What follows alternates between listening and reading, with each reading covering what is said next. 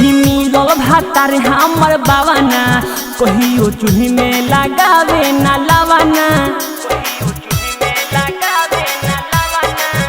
सखी मिलल भातार हमर बावाना कहियो चूल्ही में लगावे ना लावाना। सुनो हमर सखी साहत नइखे अति, सुनो हमर सखी साहत नइखे अति, पानी उठावा से चुए मोरा कौरी।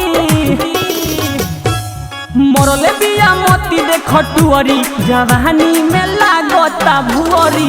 मरले बिया मोती देख टुअरी जवानी में लागता भुअरी। म्यूजिक वाली शारदा स्टूडियो बेलवरगढ़। मरले बिया मोती देख टुअरी जवानी में लागता भुअरी।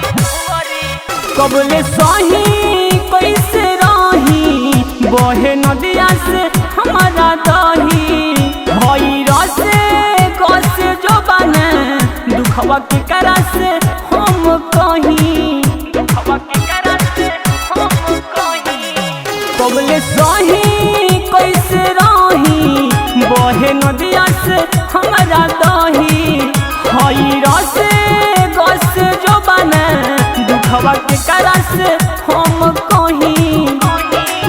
रगड़ी के तनो जवानी हम खौरी। मरले बिया मोती देख टुअरी जवानी में लागता भुअरी। मरले बिया मोती देख टुअरी जवानी में लागता भुअरी।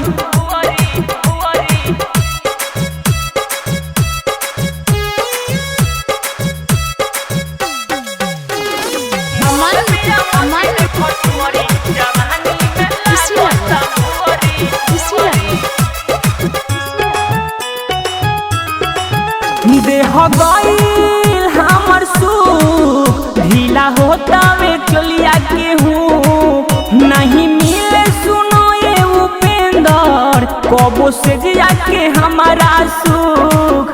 कबो से जिया के हमारा सुख देह गईल हमर सुख ढीला होता वे चलिया के हूँ नहीं मिले सुनो ये विकास कबो से जिया के हमारा सुख। सुपारी बूझे ना बात मोरा औरी। मरले बिया मोती देख टुअरी जवानी में लागता भुअरी। मरले बिया मोती देख टुअरी जवानी में लागता भुअरी। म्यूजिक वाली शारदा स्टूडियो बेलवरगढ़।